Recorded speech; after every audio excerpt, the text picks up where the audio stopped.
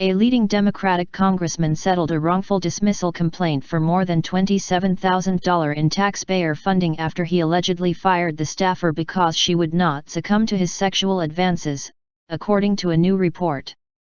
The congressman, Michigan Representative John Conyers, is described as a serial sexual harasser who would prey on his female staffers in sworn affidavits signed by 4 of his former staffers.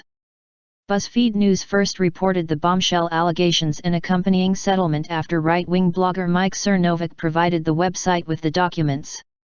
One former female employee filed a complaint with the Congressional Office of Compliance in 2014, alleging that she was fired for rebuffing Conyers' sexual advances.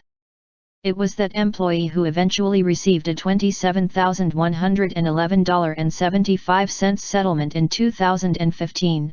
In exchange for a confidentiality agreement.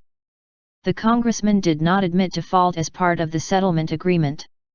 In her complaint, the former employee said Conyers repeatedly asked her for sexual favors and often asked her to join him in a hotel room.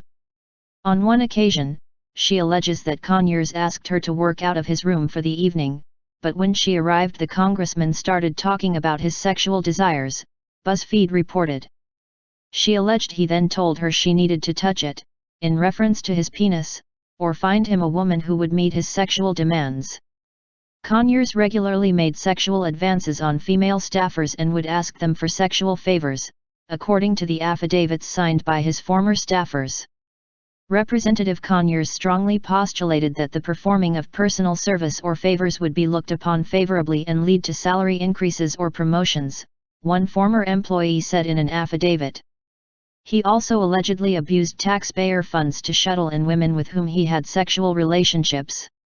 One of my duties while working for Representative Conyers was to keep a list of women that I assumed he was having affairs with and call them at his request and, if necessary, have them flown in using congressional resources, one affidavit states. Another staffer told BuzzFeed that Conyers, who is the longest-serving congressman, used taxpayer funds to fly women in to see him.